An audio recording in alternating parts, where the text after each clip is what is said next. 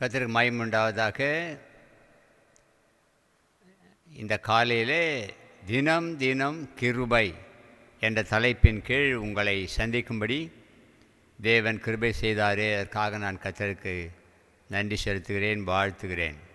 நீங்களும் காலையில் எழுந்தவுடனே தேவனுடைய வாக்கை கேட்பதற்கு ஆவலாய் இருக்கிறீர்கள்.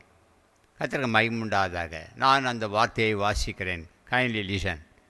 சங்கீதங்களின் புத்தகம் 66வது அதிகாரம் கடைசி வசனம் 20வது வசனத்தை நான் வாசிக்கிறேன், பாருங்கள், கேளுங்க. என் ஜெபத்தை தள்ளாமலும் தமது கிருபையை என்னை விட்டு விலக்காமலும் இருந்த தேவனுக்கு ஸ்தோத்திரம் உண்டாவதாக என்று எழுதப்பட்டிருக்கிறது. நம்ம நேற்றைய தினத்தில் அன்றைய ஜெபம் மாதிரி தான் செய்தோம். நினைத்தருளும், நீர் நம்ப பண்ணின வசனத்தை அடியேனுக்கு நினைத்தருளும் என்று நீங்கள் சொல்லி ஜெபம் பண்ணி கேட்டீங்க. கர்த்தர் பதில் கொடுக்குறார். இன்றைக்கு உங்கள் ஜெபத்தை ஆண்டவர் தள்ளவில்லை.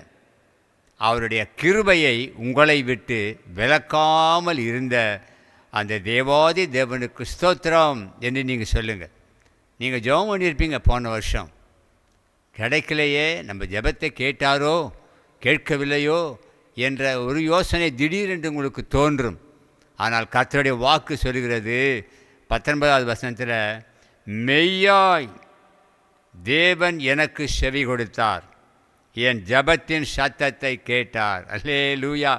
மெய்யாகவே உங்கள் ஜெபத்தை ஆண்டவர் கேட்டுட்டாராம். அது மாத்திரமல்ல, கிருபையை விலக்கலை. அதுவே போதுமே நமக்கு.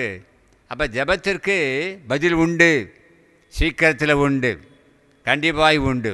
நீங்கள் பெற்றுக்கொள்வீங்க. அந்த சமயத்தில் ஒரு லைக் பண்ணுங்கள். ஃபாதர், நீங்கள் சொன்ன வாக்கு தத்தத்தின்படி கர்த்தர் என் ஜெபத்தை கேட்டார் என்று சொல்லுவீங்க. ஓகேவா? Praise the Lord. Believe you. Faith on Jesus. Amen. God bless you. Amen.